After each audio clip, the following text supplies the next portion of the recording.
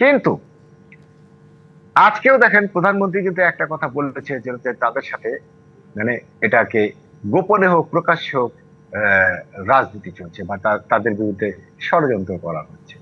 তো কথাটা কিন্তু আমি বলবো একদিক দিয়ে কথাটা ঠিক সঠিক যে এই মুহূর্তে বিএনপির বিরুদ্ধে প্রকাশ্যে বলেন গোপনে বলেন এই ধরনের কিন্তু ষড়যন্ত্র চলছে। এই ষড়যন্ত্রের একটা বহিঃপ্রকাশ হচ্ছে এখন যেটা আমরা দেখি যে এই বিশেষ করে সামাজিক যোগাযোগ মাধ্যম হয়ে এখন আমরা যে যা ইচ্ছা তাই বলতে পারি, যে যা ইচ্ছা তাই লিখছি, এবং এগুলি কিন্তু সমাজে কিন্তু একটা বড় ধরনের প্রভাব আমরা ফেলছে। কিন্তু দৃশ্যমান, আপনি থাকুন সুতরাং আমাদের সাথে, এখান আপনার থেকে পর্যবেক্ষণ আমরা জানলাম। আর একটু আমাদের সাথে যুক্ত হয়েছেন সিনিয়র সাংবাদিক মাসুদ কামাল, আপনার কাছে আমরা আসতে চাই। আমরা যে বিষয়ে কথা বলছিলাম যে জুলাই সনদের সংবিধান সংস্কার পরিষদ এবং উচ্চকক্ষে পিআর নিয়ে বিএনপি একমত হয়নি, মির্জা ফখরুল দাবি করেছে। আবার এনসিপি আজকে অভিযোগ করেছে যে সংস্কার নিয়ে লুকোচুরি করছে সরকারি দল। এই যে এই বিষয়গুলোতে এখনো দ্বিমত রয়ে গেছে, এগুলো তো আসলে যারা সাধারণ জনগণ আছি আমরা তো শঙ্কা দেখি যে আবার কোনো রাজনৈতিক বিরোধ লাগে কিনা, দেশ আবার অস্থিতিশীল হয়ে যায় কিনা। আপনি দীর্ঘদিনের অভিজ্ঞতা আসলে কি বলে? মাসুদ কামাল, আপনার কাছে প্রশ্ন ছিল কেন এখন আসলে এই জায়গায়। মাসুদ কামাল, আপনার ডিভাইসটা মনে আনমিউট করতে হবে, তাহলে দর্শকরা এবং আমরা আপনাকে শুনতে পাবো। জি, আমি বুঝতে পেরেছি। হ্যাঁ, হ্যাঁ, আমি বলছি আপনাকে যে জিনিস হলো যে এই যে আজকে গণতান্ত্রিক অধিকার কমিটি একটি অভিমত জানিয়েছে। সবার আগে যুক্তরাষ্ট্র এখনো এই নীতিতে বাংলাদেশ চলছে, বিশেষ করে যুক্তরাষ্ট্রের সাথে বাংলাদেশের যে চুক্তি হয়েছে বাণিজ্যের ক্ষেত্রে, এটা আসলে ঘুরে ফিরেই সব জায়গায় এটি কিন্তু আসলে আলোচনা সমালোচনার জন্ম দিয়েছে যে সেখানে বাংলাদেশের স্বার্থ কতটা রক্ষা হয়েছে। কি মনে হয় এই চুক্তি দিয়ে আমাদের দেশের অর্থনীতি কতটা আগাতে পারবে? ফেরদৌস মামুন। দেখুন, এই চুক্তিতে বাংলাদেশ কতটা আগাতে পারবে বা আগাতে পারবে না সেটা তো আমি বলতে পারবো না, কিন্তু প্রশ্ন হচ্ছে যে এই কথাটা আজকে ওনারা বলছে কেন, এই চুক্তিটা কারা করছে, এবং এই চুক্তির ব্যাখ্যা কিন্তু অলরেডি অন্তর্বর্তী সরকার এটার ব্যাখ্যা কিন্তু করে গেছে যে এই চুক্তি হওয়ার পরে যখন আমরা বললাম সবাই মিলে যে অন্তর্বর্তী সরকার সব সে নিয়ে এখন প্রস্তুত করাটা তো আমি সমীচীন মনে করি না, তখন তো এই বিষয়গুলো নিয়ে কেউ কথা বললো না। তাহলে আজকে যে বলছে যে এই যে রিপোর্টার্স ইউনিটিতে কি কি অধিকার একটি সংগঠন ইয়ে আনু মোহাম্মদ সাহেব প্রশ্ন তুলতেছে, আনু মোহাম্মদ সাহেব সেদিন কোথায় ছিল, তখন কেন এটা নিয়ে লাফালাফি করলো না? আজকে এই সরকার, নতুন একটা সরকার ক্ষমতায় আসার পর এটা নিয়ে লাফালাফি শুরু হয়। এখন তাদের উদ্দেশ্যটা কি যে এই চুক্তি হয়েছে, এই দোষটা বুঝি বিএনপি সরকার, চুক্তিটা তো বিএনপি সরকার করেনি। তাহলে আপনি এখন বলেন যে এটা নিয়ে এখন লাফালাফি করে লাভ কি, বরঞ্চ এখন এটাও হতে পারে যে যেই চুক্তিটা হয়ে গেছে সেই চুক্তিতে আমরা কোন কোন জায়গায় কোন কোন ধারায় বাংলাদেশ বেশি ক্ষতিগ্রস্ত হয়েছে বা হতে পারে সেই চুক্তিটা আবার কিভাবে এটাকে সংশোধন পরিমার্জন করা যায়, কিভাবে এটা নিয়ে যুক্তরাষ্ট্রের সাথে আবার বসা যায়, সেই বিষয়গুলো নিয়ে আলোচনা করতে হয়। আমাদের বাংলাদেশের সমস্যা হচ্ছে আমরা দোষের রাজনীতি করি, এর দোষ ওর ঘাড়ে, ওর দোষ ওর ঘাড়ে, বিভিন্ন জনের দোষ দিয়ে নিজেদেরকে রাজনীতিতে সফল মনে করার চেষ্টা করি, যেটা আসলে আমাদের এই রাজনীতিতে কাম্য আমি মনে করি না। যে কারণে বাংলাদেশ বারবার কিন্তু রাজনৈতিক ক্ষেত্রে বারবার পিছিয়ে যায়।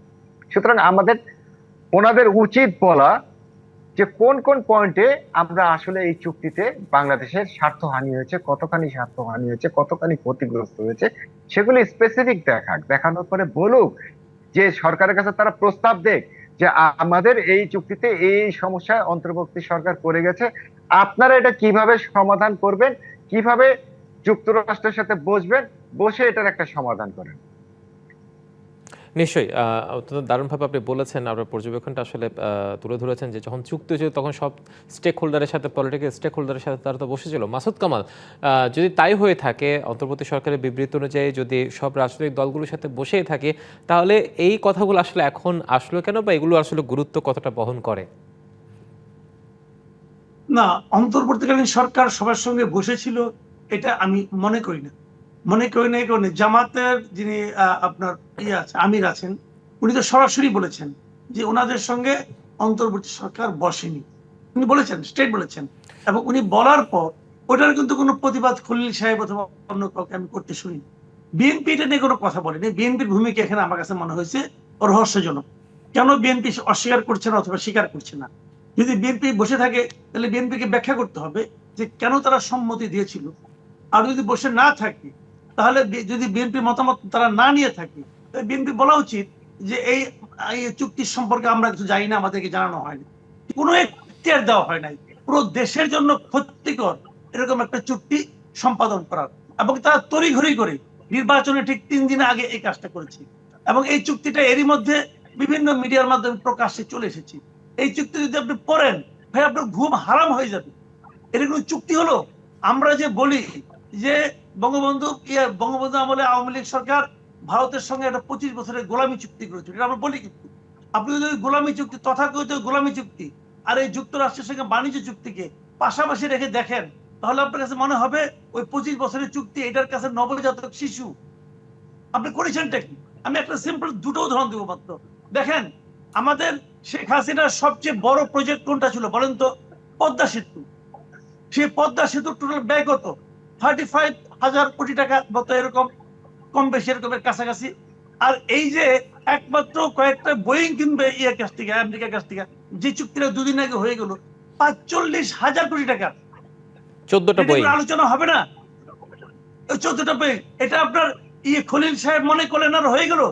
এটা এই খলিল সাহেব দিবে না, ওরা ফ্যামিলি দিবে? কে দিবে? কিন্তু উনি তো এখন পররাষ্ট্রমন্ত্রী, বিএনপি তো উনাকে পররাষ্ট্রমন্ত্রী করেছেন। এটাই তো আমাদের রহস্য। বিএনপি কেন করেছেন এটা আমরা জানতে চাই। বিএনপি তো কোনো জবাব দেয় না। বিএনপি যদি মনে করে আমি জবাব দেবো না, অতএব জনগণ ভুলে যাবে, না, এটা ভুলবে না। বিএনপি যতদিন জবাব না দিবে ততদিন পর্যন্ত এই সন্দেহটা এর সঙ্গে আরো অনেক ডালপালা গজাবে, এবং সেই ডালপালা গজাতে গজাতে এমন একটা পর্যায়ে পৌঁছবে, তখন সেটা বিএনপির পক্ষে আর ভার বহন করা সম্ভব হবে কিনা এটা নিয়ে আমার সন্দেহ আছে। বিএনপির উচিত এই বিষয়ে জনগণের কাছে ক্লিয়ার করা যে ইউনূস সরকার করে গেছে, এটা আপনাকে বহন করতে হবে। কেন? 350 মিলিয়ন ডলারের আপনার কৃষি পণ্য কিনতে হবে ওদের কাছ থেকে। ওই কৃষি পণ্য দাম কি করবো? কোথায় লাগাবেন আপনি ওই কৃষি পণ্য? ওই দাম দিয়ে কিনে আপনি এখানে মার্কেটিং করতে পারবেন? কেন কিনতে হবে আপনাকে? এই সমস্ত প্রশ্নের উত্তর কে দিবে? এই সরকার যে উচিত ছিল ওই বাতিল করার অপশন কিন্তু আছে। 60 দিনের নোটিশ এটাকে বাতিল করা যায়। বাতিল করার উদ্যোগ নিয়েছে গভর্নমেন্ট? নাই তো। গভর্নমেন্ট যদি এটাকে প্রকাশ করতো, পাবলিক করতো, এবং জনগণকে জিজ্ঞাসা করতো যে এমন একটা চুক্তি অন্তর্বর্তীকালীন সরকার করছে, আমরা এখন জনগণের সরকার, আমরা জনগণের কাছে মতামত চাই, আমরা এই চুক্তি নিয়ে কি করবো। যদি জনগণ বলে এটা বাতিল করে দেন, তখন বলতে পারতো বিএনপি যে আমার জনগণ এই চুক্তি চাচ্ছে না, অতএব এটা আমি বাতিলের প্রক্রিয়া যাচ্ছি। 60 দিনের নোটিশ আপনি বাতিল করে দিবেন, সমস্যাটা কি? কিন্তু বিএনপি তা না করে জনগণের সঙ্গে একটু ধোঁকাবাজি যেটা করে গেছে ইউনূস সরকার, তারা সেটাকে এন্ডোর্স করতেছে। এটা আমি এই গভর্নমেন্টের কাছে আশা করি। কিন্তু মাসুদ কামাল, বিষয়টা যখন যুক্তরাষ্ট্র, সেখানে কি বাতিল করার সুযোগ আছে বলে মনে হয়? সেই রাজনৈতিক সক্ষমতা কি আমাদের আছে? যুক্তরাষ্ট্র যদি আগামীকালকে বলে যে বাংলাদেশে আমি 10টা বেস করব, আপনি দিবেন করতে? তখনও তো বিষয়টা যুক্তরাষ্ট্র। আপনি দিবেন? বলেন আপনি। যেখানে নাকি আমাদের জাতীয় স্বার্থের ব্যাপার, সবচেয়ে আগে জাতীয় স্বার্থ, তারপরে বিষয়টা যুক্তরাষ্ট্র। ভাই, এগুলো একটা কমন সেন্সের ব্যাপার। যুক্তরাষ্ট্র ভেনেজুয়েলায় যা করছে এটা আবার এখানেও করবে, এটা মনে করার কোনো কারণ নাই। কারণ ভেনেজুয়েলার সঙ্গে ওর দেশের যে দূরত্ব এবং আশেপাশের যে দেশ, এগুলি ভাই মিনিমাম ডিপ্লোমেসি বুঝলে পরে করা সম্ভব। যুক্তরাষ্ট্রের ক্ষমতা নেই আমাদের এখানে আসবে, কেন? আমাদের পাশেই কিন্তু চীন আছে। এত সহজ মনে করার কোনো কারণ নাই। যুক্তরাষ্ট্রের সঙ্গে এই ধরনের দাসত্বমূলক চুক্তি কি পৃথিবীর সব দেশ করছে? দেখেন না একটা দেশ। কে কে করছে? এই জুজুর ভয়টাই খলিল সাহেব তারেক রহমান সাহেবকে দেখাচ্ছেন, অথবা বিএনপি সরকারকে দেখাচ্ছেন। এই জুজুর ভয় দেখিয়েই উনি একটা পথ বাগিয়ে দিয়েছেন। আমি তো মনে করি উনি টোটালি একটা হাওয়ার উপরে চলছেন। এইভাবে দেশ চলতে পারে না ভাই। কে কি বললো না বললো এগুলো কিছু যায় আসে না। আপনি দেশের নাগরিক হিসেবে আপনার একটা দায়িত্ব আছে প্রশ্ন করার। যে প্রশ্নটা আনু মোহাম্মদ সাহেব করেছেন, আমি তাকে পছন্দ করছি ওনার এই বক্তব্যটা। কেন বলবো না আমরা? আমার কি হবে না হবে এটা ভাবেন না। আপনি ভাবেন আপনার পরবর্তী প্রজন্মের কি হবে। আপনি পুরো দেশটাকে আমেরিকা বললো যে কালকে থেকে তুমি আমার নিয়মে চলবা, আপনি চলবেন? আমেরিকা বলবে যে কালকে থেকে তোমার এই যে তোমার যে ধর্মীয় মূল্যবোধ, এটা আমারটা ফলো করো, আমি তোমাকে আমার মেয়ের জামাইকে পাঠাচ্ছি। পুষ্টারা সেটা এখানে বলবো যেখানে ইহুদিবাদ চলবে, আপনি চলবেন? আমেরিকা বললে আপনাকে মানতে হবে, না মানলে আপনাকে খায় ফেলাবে না? এই জুজুর ভয়ে আর কত দেখাবেন? তুমি সব ফালতু কথাবার্তা। নিশ্চয়ই। সেক্ষেত্রে জনাব ফেরদৌস মামুন, মাসুদ কামাল যে বিষয়টা বললো আসলে জুজুর ভয়, সেক্ষেত্রে আমাদের যে ভূ রাজনৈতিক প্রেক্ষাপট বিবেচনায় যুক্তরাষ্ট্রের সাথে যে বাণিজ্য চুক্তিটা হয়েছে, সেই জায়গায় কি আসলে আমাদের রাজনৈতিক সক্ষমতা যেটা বলছে, সেখানে কি কোনো দুর্বলতা আছে কি? আপনার কি মনে হয়? আমি ব্যক্তিগতভাবে মনে করি যে অবশ্যই রাজনৈতিক সক্ষমতার দুর্বলতা আছে, তা না হলে পরে এই ধরনের একটা চুক্তি হওয়ার পর, আমি মাসুদ কামাল ভাইয়ের সাথে একমত যে এই ধরনের একটা চুক্তি হওয়ার পর কিভাবে এই গভর্নমেন্ট এই চুক্তিটাকে সমর্থন করে যাচ্ছে বা এই ব্যাপারে মুখ খুলছে না। মুখ না খোলা, মুখ বন্ধ রাখা মানেই হচ্ছে যে তারা সমর্থন করছে। কেন সমর্থন করবে? যে এই সরকার এই সরকারের স্লোগানই হচ্ছে সবার আগে বাংলাদেশ। যদি তাই হয়ে থাকে তাহলে সবার আগে বাংলাদেশের স্বার্থ দেখতে হবে। সুতরাং এখানে তো জুজুর ভয় দেখানোর কিছু নাই। বাংলাদেশের এই 18 কোটি জনগণ যদি বলে যে না আমরা এই চুক্তি মানি না, তখন এই সরকার যুক্তরাষ্ট্রকে বলবে আমার জনগণ এটা মানে না, আমি এই চুক্তি মানতে পারবো না। অবশ্যই সে যুক্তরাষ্ট্র বাংলাদেশে নিশ্চয়ই সে বিমান হামলা চালাবে না, বা ওই ভেনেজুয়েলার মতো তারা আমাদের সরকারকে উঠায় নিয়ে চলে যাবে না। এই এত এত সাহস, এত ক্ষমতা যুক্তরাষ্ট্র নয় না। যতই ভৌগোলিক অবস্থান বনবে, এই ভৌগোলিক অবস্থান দেখাতে গিয়ে তো আপনার মনে আছে কিনা যে ভিয়েতনাম থেকে পালিয়ে গিয়েছিল, এই কিছুদিন আগেও এই আফগানিস্তান থেকে লেজ গুটায় পালায়। এই ইতিহাসগুলো তো আছে। সুতরাং যুক্তরাষ্ট্রকে ভয় পাওয়ার মতো কিছু নাই। তাদের সাথে আপনার এই পররাষ্ট্রনীতি হওয়া উচিত। এবং মধ্যপ্রাচ্যে হামলাটা নিয়ে, ইরানের হামলাটা নিয়ে যুক্তরাষ্ট্রের বাকেট লিস্টে কি জমা হলো সেটা নিয়েও কিন্তু আসলে প্রশ্ন উঠেছে। হ্যাঁ, সে প্রশ্ন উঠেছে। আসলেও আপনি দেখেন যে হলো যে এই যুদ্ধ করতে যায়, ইরানের যুদ্ধ করতে যায় যুক্তরাষ্ট্র কি সফলতা অর্জন হয়েছে এখন পর্যন্ত কিন্তু কোন বিশ্লেষক প্রকৃত বিশ্লেষক বলতে পারে নাই যে যুক্তরাষ্ট্র এই ক্ষেত্রে লাভবান হয়েছে। আপনি পর্যন্ত যত অ্যানালিসিস দেখবেন, প্রত্যেকটা অ্যানালিসিসে দেখবেন যে এই যুদ্ধে যুক্তরাষ্ট্র কিন্তু অর্থনৈতিকভাবে ক্ষতিগ্রস্ত হয়েছে। যুক্তরাষ্ট্র কিন্তু এই এটা ভূ রাজনীতিতে আপনি বলেন যে সে তার বন্ধু রাষ্ট্রগুলোকে দিন দিন হারিয়েছে। যুক্তরাষ্ট্রের এই মধ্যপ্রাচ্যে তার দাদাগিরি ক্ষেত্রে তাদের এখন ব্যর্থতা হয়ে যাচ্ছে। এই বিভিন্ন সবকিছুই চলে আসছে। বরং এই সুযোগে যারা এই চীন বা রাশিয়া, তারা কিন্তু যত না শক্তি একটা কোন ঠাসা অবস্থা ছিল সেখান থেকে কিন্তু আবার বের হয়ে আসছে। বরং আপনি দেখেন যে আমি ব্যক্তিগতভাবে মনে করি যে ইরান যুদ্ধের মধ্যে দিয়ে কিন্তু বিশ্ব নতুন ভাবে আবার একটা রাজনৈতিক মেরুকরণের দিকে যাচ্ছে। সুতরাং এইখানে ট্রাম্প যে এই যুদ্ধে আমার দৃষ্টিতে এখন পর্যন্ত উনি পরাজিত। এখন উনি পথ খুঁজতেছে যে এই যুদ্ধ থেকে উনি কিভাবে বের হয়ে যাবে, কিভাবে আমেরিকার মান সম্মান রক্ষা করে বের হয়ে। এই নতুন সরকারের আমরা এর মধ্যে বহুবার আমাদের যিনি মাননীয় প্রধানমন্ত্রী আছেন তারেক রহমান, তার বিভিন্ন কর্মকাণ্ড, কথাবার্তা, আচার আচরণকে আমরা নানাভাবে প্রশংসাই করছি, কারণ আমরা এর মধ্যে একটা নতুন কিছু যেন দেখতে পাচ্ছি।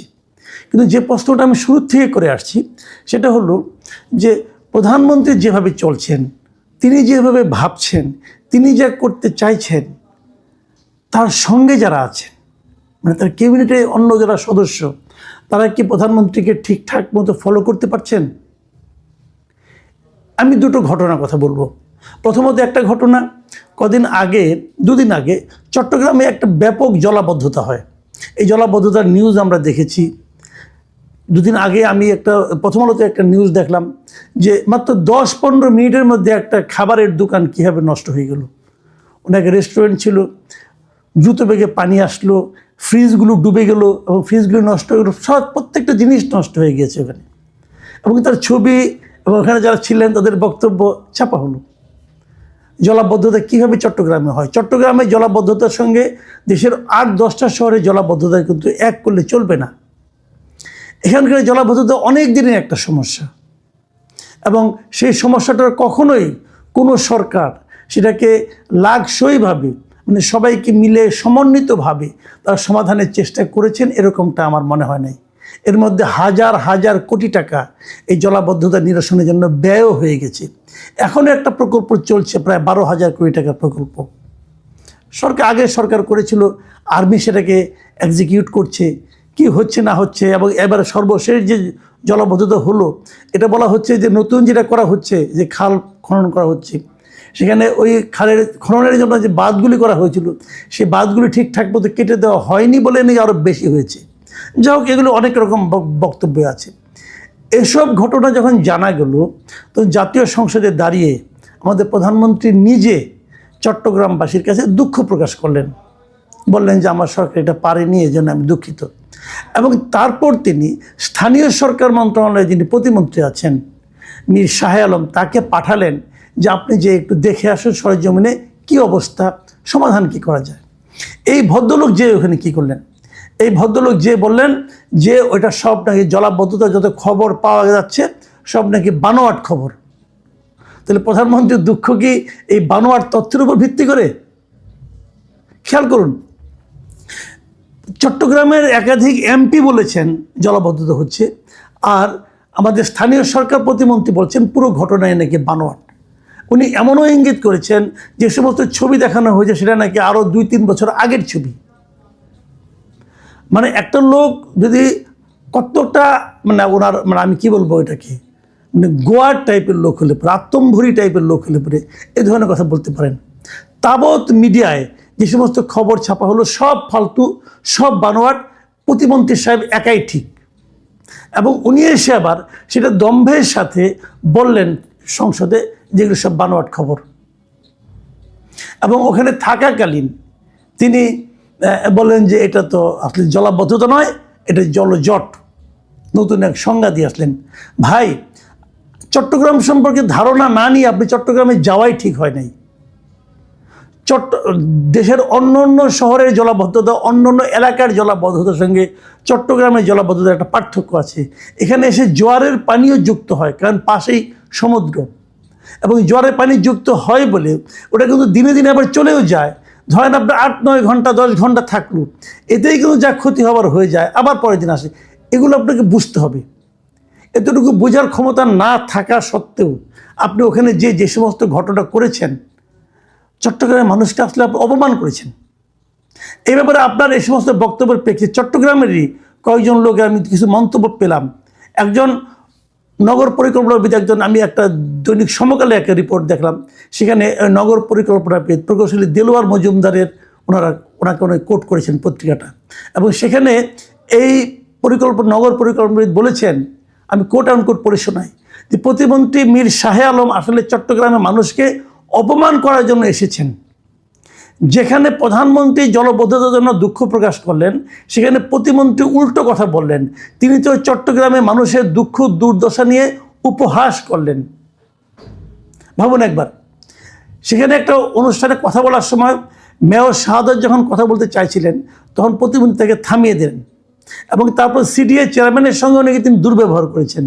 এগুলো আমরা এই রিপোর্টে পেলাম।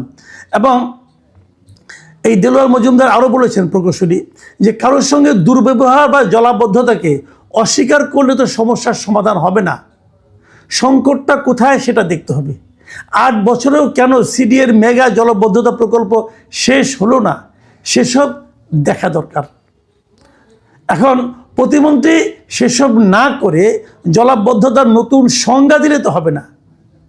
তিনি বলতে পারতেন সরকার মাত্র এসেছে, কেন জলাবদ্ধতা হচ্ছে সেটা খতিয়ে দেখা হবে, জলাবদ্ধতা হয়নি এই মিথ্যা কথা বলার কি দরকার ছিল। তার মানে এই যে মীর শাহ আলম সাহেব, উনি এখানে গেলেন প্রতিমন্ত্রী, যে সমস্ত কথাবার্তা বললেন, যা আচরণ করলেন, তাতে কিন্তু উনি বলতে গেলে চট্টগ্রামের মানুষকে অপমান করেছেন, চট্টগ্রামের মানুষের কাছে সরকারের ভাবমূর্তি নষ্ট করেছেন, এবং প্রধানমন্ত্রীর যে বক্তব্য সেটাকে পর্যন্ত উনি অবহেলা করেছেন। কেন? ওনার এই সমস্ত কথাবার্তার মাধ্যমে, এগুলো তো আসলে অজ্ঞতা এবং মূর্খতার কারণে হয়েছে। এই কথাবার্তার মাধ্যমে সরকারের ভাবমূর্তি কি চট্টগ্রামে উজ্জ্বল হলো? দেশের কোথাও হলো? উনি নিজেকে কি মনে করেন? উনি মহাজ্ঞানী? দেখুন, এটা নিয়ে সোশ্যাল মিডিয়ায় কিছু বক্তব্য হয়েছে। আমি দুটো মন্তব্য আপনাদেরকে পড়ে শোনাবো। চট্টগ্রামের একজন সাংবাদিক মোহাম্মদ শামসুল হক, তিনি তার ফেসবুকে মন্তব্য করেছেন যে প্রতিমন্ত্রী খুব একটা খারাপ বলেননি, আসলে পানিতে শহর ভাসছে না, বরং ডুবেছে শহরবাসী, ঘরবাড়ি, জানমাল, যানবাহন। আর আরেকজন রিয়াজউদ্দিন বাজারের একজন ব্যবসায়ী আবু বকর মেহেদি, উনি মন্তব্য করেছেন যে সরকার পতনের জন্য বিরোধী দল লাগে না, এরকম একজন প্রতিমন্ত্রী যথেষ্ট। আমি মনে করি এই যে পাবলিক পারসেপশনগুলো, এগুলো সরকার তার বিবেচনায় নেবেন। আমি সরকার প্রধানকে বলবো, এমন লোকের উপর দয়া করে নির্ভর করবেন না যে আপনার সরকারকে সাধারণ মানুষের কাছে বেইজ্জতি করতে পারে, সাধারণ মানুষের কাছে অজনপ্রিয় করতে পারে।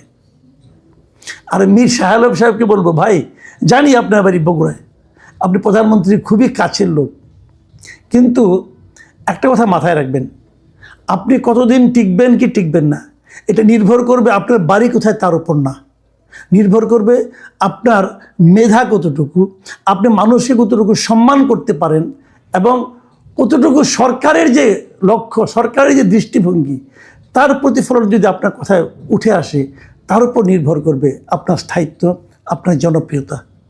দয়া করে প্লিজ এটা মাথায় রাখবেন। আমি আরেকটা প্রসঙ্গ বলে আলোচনাটা শেষ করব। সেই প্রসঙ্গটা হলো, আজকে আইনমন্ত্রী একটা বক্তব্য, আইনমন্ত্রী বলেছেন এই যে 10 বছর পর তনু হত্যা মামলার জট খুলছে, উনি বলেছেন যে প্রধানমন্ত্রীর অভিপ্রায়ে এটা খুলছে। মানে প্রধানমন্ত্রী ঈদের দিন একটা নিউজের কাটিং ওনার কাছে পাঠিয়ে বলেছিলেন যে এই মামলাটা কেন এতদিনে হচ্ছে না, এবং এই প্রধানমন্ত্রীর এই অভিপ্রায়ের কারণে সুদীর্ঘ 10 বছর, ওনার ভাষায় উনি যেটা বলেছেন আইনমন্ত্রী, যে প্রধানমন্ত্রীর অভিপ্রায়েই সুদীর্ঘ 10 বছর পর এই মামলার জট খুলতে শুরু করেছে। ইতিমধ্যে একজন আসামিকেও গ্রেপ্তার করা হয়েছে। এবং এই কথা বলার মাধ্যমে উনি কিন্তু প্রধানমন্ত্রীর প্রশংসা করলেন, তাই না? এবং আমরা যদি এই জিনিসটাকে মাথায় রাখি, আমরা কিন্তু শেখ হাসিনার আমলের একটা প্রবণতা দেখতে পাই। সেই প্রবণতাটা হলো, যে কোনো কিছু ভালো কাজ হচ্ছে চট করে শেষ সময় দেখতাম বলতে প্রধানমন্ত্রীর অভিপ্রায়ে এটা হয়েছে, প্রধানমন্ত্রীর হস্তক্ষেপে এটা হয়েছে, প্রধানমন্ত্রী বলেছেন বলে হয়েছে। এই যে মানসিকতাটা, এর মানসিকতার মাধ্যমে ওই সময়ে প্রধানমন্ত্রীকে এক ধরনের তেল দেওয়া হতো, নির্জলা তেল, এবং মানুষের কাছে বলার চেষ্টা করা হতো আমরা কোনো মন্ত্রী কোনো কাজ করি না, যা কিছু করেন প্রধানমন্ত্রী, এবং উনি করেন বলেই আমরা করি, উনি আছেন বলেই আমরা আছি, উনি বলেন বলে দেশটা এরকম ভালো চলছে। এই যে প্রবণতাটা, এই প্রবণতাটা ওনাকে আসলে তেল দেওয়া হয় না, ওনার ক্ষতি করা হয়।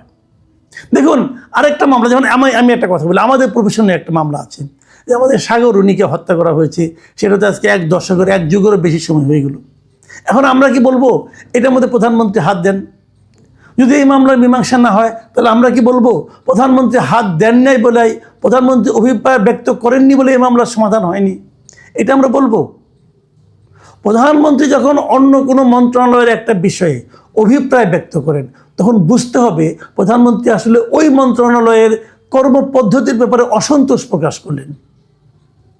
প্রধানমন্ত্রীর অভিপ্রায়ের কথা আমরা জানবো কেন? আমাদের জানার তো কোনো প্রয়োজন নাই। এটা স্বরাষ্ট্রমন্ত্রীর মন্ত্রণালয়ের দায়িত্ব, তারা এগুলো তো রেগুলার ওয়ার্ক, তারা এটা করে নাই কেন? প্রধানমন্ত্রী বলবে তারপরে কাজ হবে। এক প্রধানমন্ত্রীকে দিয়ে কত কাজ করাবেন ভাই? কত কাজ করাবেন আপনারা?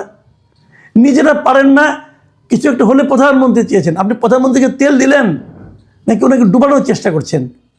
এত স্তুতি ভালো না। প্রধানমন্ত্রী কি পারেন কি পারেন না সেটা আমরা দেখেছি। উনি কি করতে চান, কীভাবে সরাসরি বলতে চান, কীভাবে আকার ইঙ্গিতে বলতে চান, সেগুলো বোঝার মতো সক্ষমতা অথবা মানসিকতা আপনাদের নেই বলে এই দুরবস্থা। প্রধানমন্ত্রী কয়টা উদাহরণ আপনারা ফলো করেন? অনেক কিছুই করেন না। আমি এগুলি ক্যাটাগরিগুলি বলেছি এর আগেও, আরেকবার স্মরণ করে দিই। প্রধানমন্ত্রী তো নিজে সরকারি গাড়ি নেন না, ড্রাইভার নেন না, তেল নেন না। কেন নেন না? উনি আপনাদের জন্য একটা উদাহরণ তৈরি করেছেন, সেই উদাহরণটা ফলো করেন, তাহলে বুঝবো যে আপনাদের মন মানসিকতা এরকম। আপনারা তো প্রধানমন্ত্রীর চেয়ে কম ধনী না, আপনাদের হলফনামা আমি দেখেছি, ওটা তো ফলো করেন না। কাজেই অপ্রয়োজনীয় তেল দেওয়ার কোনো দরকার নাই। আমি মনে করি, আমি প্রধানমন্ত্রীকে অনুরোধ করব,